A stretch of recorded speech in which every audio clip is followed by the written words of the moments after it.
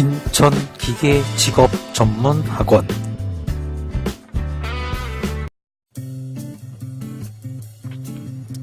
네, 안녕하십니까. 인천 기계 직업 전문 학원 원장 김기영입니다.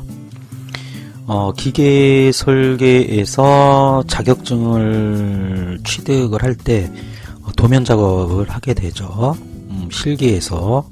그러면 이제 그 과제 도면이 주어지고 이제 조립도가 주어지는데, 이 조립도를 보고서 무작정 도면 작업을 하는 게 아니라 이 조립도를 보고서 도면 작업에 필요한 각종 여러 가지 그 요소들을 미리 파악을 해야 되는데, 그것을 간단하게 도면 해독이라고 말할 수 있습니다. 그래서 어느 정도 시간을 20분 정도를 도면 조립도를 보고 도면 해독에 그걸 하면은 도면 작업을 하기가 굉장히 수월합니다. 그래서 그 도면을 뭐 무작정 보고 그리다 보면은 여러 가지 작업해야 될 것들이 많기 때문에 혼선을 빚지 않는다라는 거죠. 그래서 주어진 조립도를 보고 도면 해독을 명확하게 해주고 가야 도면 작업을 할 수 있습니다. 그래서 오늘은 조립도에서 조립도를 보고 도면 해독을 과연 어떻게 하는가에 대해서 좀 알아보도록 하겠습니다. 제일 처음에 1번 작동 원리를 해독해야 됩니다. 그래서 본 조립도의 작동 원리에 대해서 설명을 할 줄 알아야 됩니다. 그래서 이러한 작동 원리에 대해서 나오면은 조립도에 도명이 나오겠죠. 예를 들면 기어 박스라든가 동력 전달 장치라든가 캠 축이라든가 그 다음에 바이스, 클램프 등등 여러가지 작동 원리가 나옵니다. 그 다음에 이러한 작동 원리에 대해서 나온 다음에 두 번째로는 각 부품에 대해서 투상도를 해독을 해야 됩니다. 그래서 각 부품의 투상도는 무엇인가? 그 다음에 각 부품의 투상도에 대한 배치 및 방향은 무엇인가? 대칭도가 필요한 부품은 몇 번인가? 이런 것들을 좀 파악을 해야 됩니다. 그래서 어떤 부품은 정면도 하나만으로 표현을 할 수가 있고요. 그 다음에 정면도, 우측면도만 필요할 수도 있고, 또는 좌측면도가 필요할 수 있습니다. 그 다음에 평면도가 필요할 수도 있고요. 그 다음에 저면도가 필요할 수도 있습니다. 보통 하우징이라든가 본체 같은 경우는 정면도, 우측면도, 평면도 또는 평면도나 저면도에서 부분 투상을 할 수가 있죠. 그 다음에 축이라든가 샤프트 같은 경우는 주로 그냥 정면도 하나가 필요할 수 있고, 만약에 키홈이 포함된다 그러면 우측면도에 부분 단면도가 필요하고요. 그 다음에 평면도에 국부 투상이 필요하겠죠. 그 다음에 기어 같은 경우는 정면도, 그 다음에 키홈이 있을 경우 우측면도에 국부 투상이 필요할 수 있습니다. 그래서 등등등. 그래서 각 부품에 대한 형상에 대한 투상도에 대해서 일단 해독을 들어갑니다. 그 다음에 이러한 투상도가 해독을 했으면은 그 다음에 세 번째로 단면도에 대해서 해독을 해야 됩니다. 단면도가 필요한 부품은 몇 번 부품인가? 그 다음에 해당 부품은 어떤 단면도를 해야 되는가? 그리고 단면 해칭은 언제 하는가? 바로 도면 완성 맨 마지막에 한다라는 거죠. 어떤 부품은 전단면도, 반단면도, 부분 단면도, 회전 단면도, 생략도 등등 있겠습니다.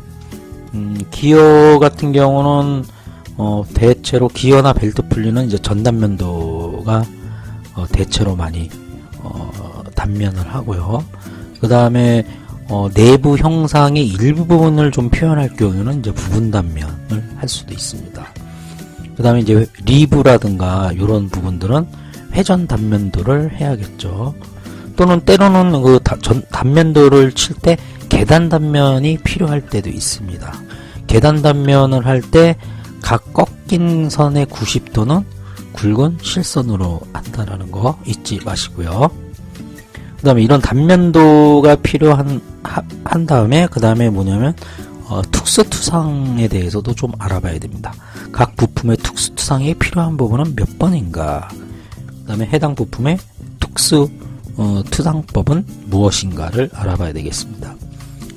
보조 투상도가 있겠죠. 또 각도가 형성된 부품에서는 보조 투상도를 필요하고요. 그다음에 회전 투상도.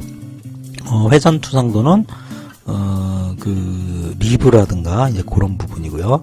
그다음에 부분 투상도는 안 보이는 부분을 파단선으로 해가지고 부분적으로 표현을 할 수도 있습니다. 그 다음에 국부투상은 해당되는 부분, 즉 키움이라든가 이제 그런 부분에 국부투상을 할 수가 있습니다. 그 다음에 너무 작아서 자세한 부분이 치수기입이 안 될 경우에는 상세도죠. 상세도, 확대도 보통 뭐 2대1, 어떤 경우는 5대1까지도 확대해서 할 수 있습니다. 이런 부분이 필요한 부분을 해독을 해야 되겠습니다. 그 다음에 다섯 번째로 KS 규격에 대해서 파악을 해야 합니다. 각 부품별 KS 규격 치수가 나오겠죠. 그래서 V벨트 풀리라든가 그 다음에 키홈, 멈춤림 등등 KS 규격 치수를 찾아가지고 치수를 미리 써줘야 되고요. 그 다음에 작동 원리가 나오면 끼워 맞춤이 나오겠죠. 그래서 끼워 맞춤은 어떻게 되는가. 그 다음에 각 부품별 KS 규격 치수 공차가 나옵니다. 치수 공차도 기입을 미리 해줘야 되죠. 널링, 키, 반달키 또는 그 사각형 키, 스냅링, 멈춤링, 그 다음에 특히 베어링, 예. 그 다음에 베어링용 너트 와셔, 플러머 블록, 나사, 그 다음에 자립하기, V벨트 풀리, 체인 등등. 그래서 이러한 그 KS 규격에 대한 치수와 치수 공차를 미리 규격집을 찾아가지고 도면 해독을 합니다.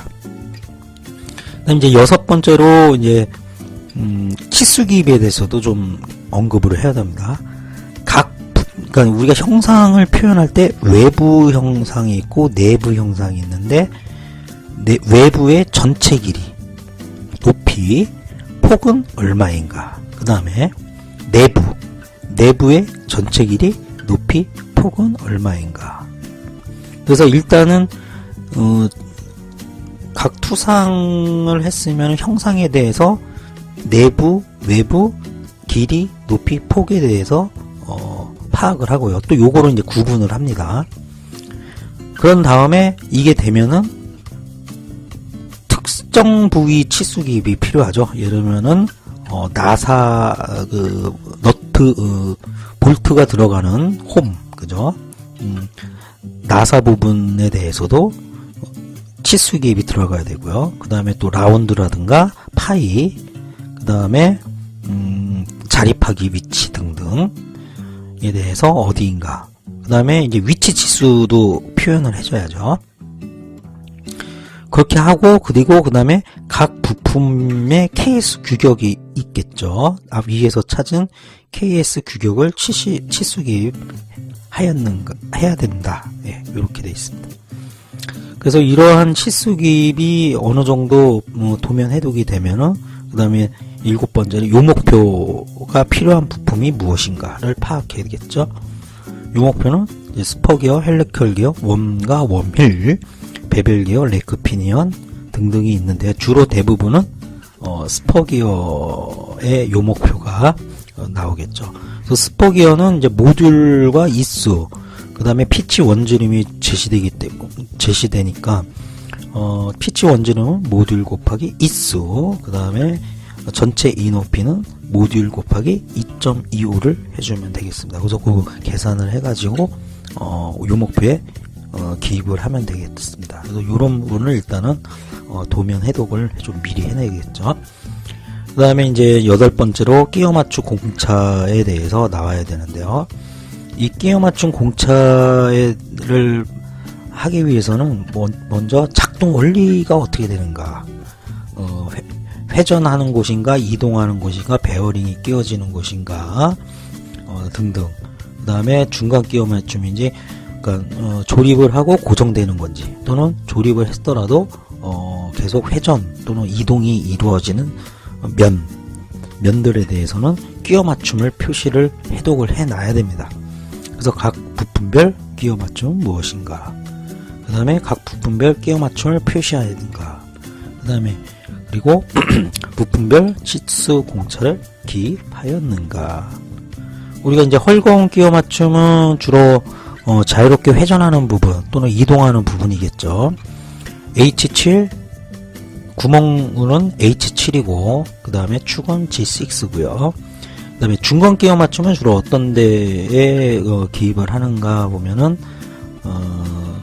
조립은 하고 고정되는 부분이겠죠. 움직이지 서로 마찰이 일어나지 그러니까 운동하지 않는 부품면들, 조립은 하되 운동하지 않는 부분들은 중간 끼워 맞춤 H7, JS6, 그리고 억지 끼워 맞춤은 H7, P6. 보통 이렇게 하는데 억지 끼워 맞춤은 거의 없다라고 봐야죠. 대체로 헐거운 끼워 맞춤 H7, G6, 그 다음에 중간 끼워 맞춤 H7, JS6를 표현합니다. 그래서 이런 끼워 맞춤 공차에 대한 도면 해독이 끝나면 그 다음에 9번째로 표면 거칠기에 대해서 들어가야 되겠죠. 각 부품의 전체 표면 거칠기는 무엇인가, 이게 주조면인가 가공면인가를 파악을 해야 되겠고요. 그 다음에 각 부품의 세부 표면 거칠기는 무엇인가, 그 다음에 각 부품의 표면에 대한 가공 방향, 표면 거칠기 가공 방향은 무엇인가에 대해서 파악을 해야 되겠습니다. 이제 그 라운드 R3이 있는 거는 주조면이죠. 그래서 전체가 주조면이고 그 다음에 가공면이 들어간다는 거. 가공면에서 이제 W면이라는 거는 어떠한, 그러니까 주조면이긴 한데 어떠한 부품과도 간섭이 일어나지 않는 면을 W면을 주고요. 그 다음에 조금 더 몇 표면이 부드러워야 되겠다 그러면 X면을 주고요.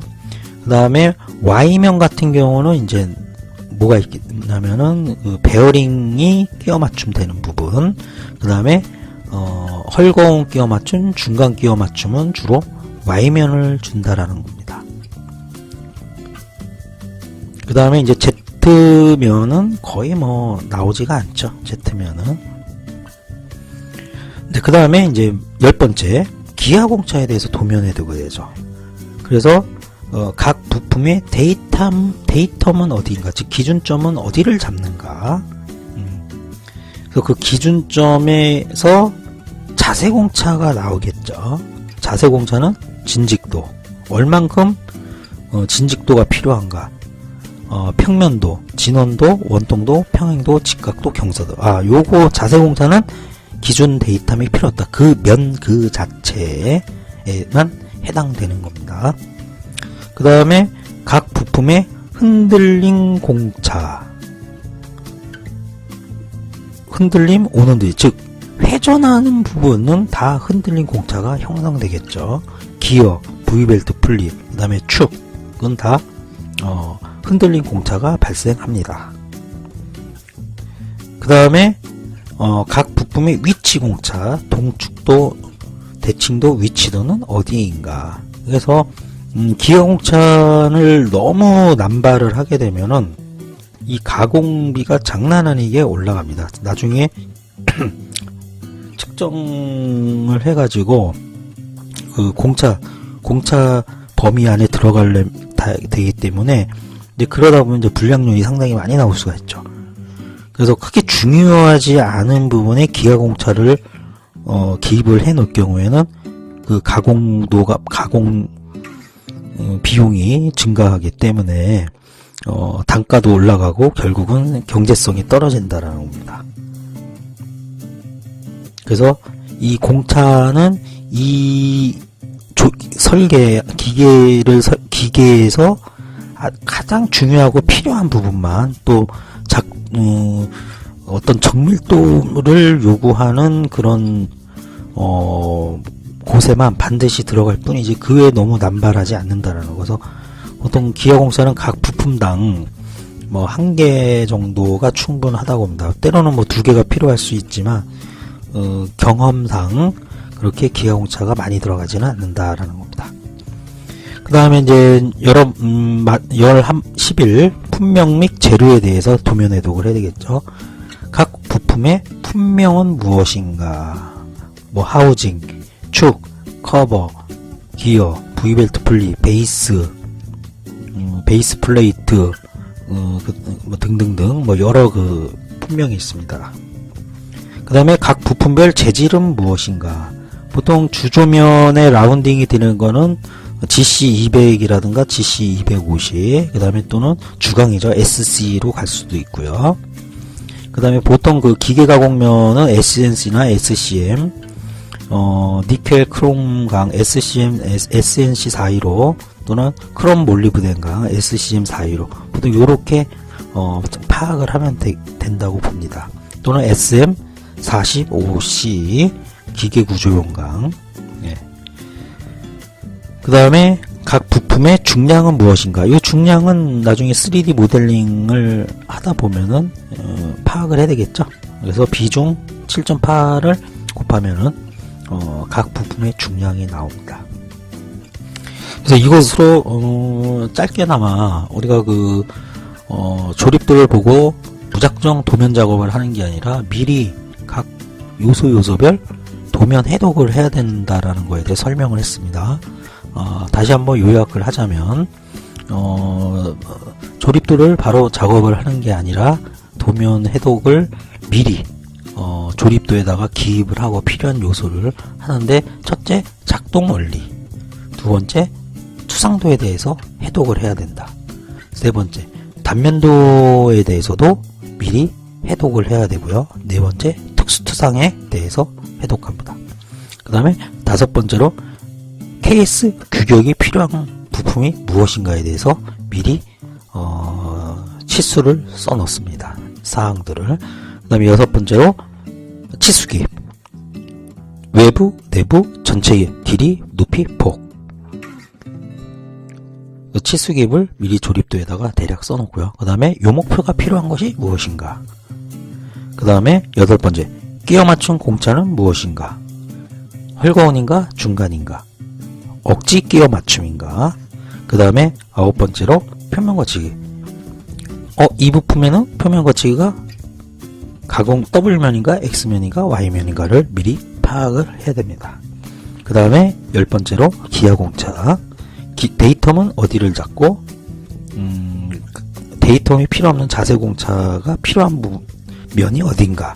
그 다음에 흔들린 공차, 위치 공차는 어디가 필요한가를 미리 파악해 놓는 게 좋습니다.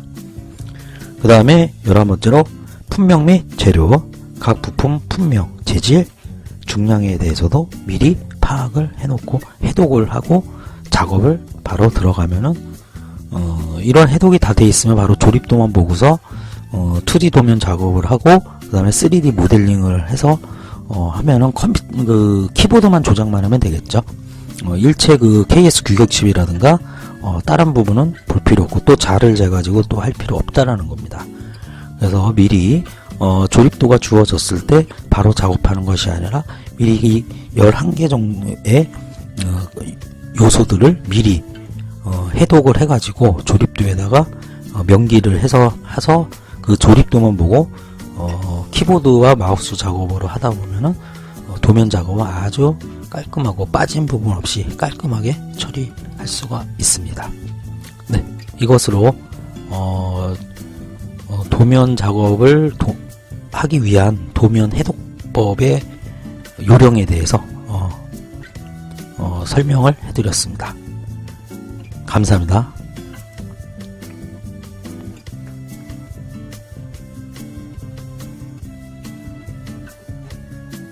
인천기계직업전문학원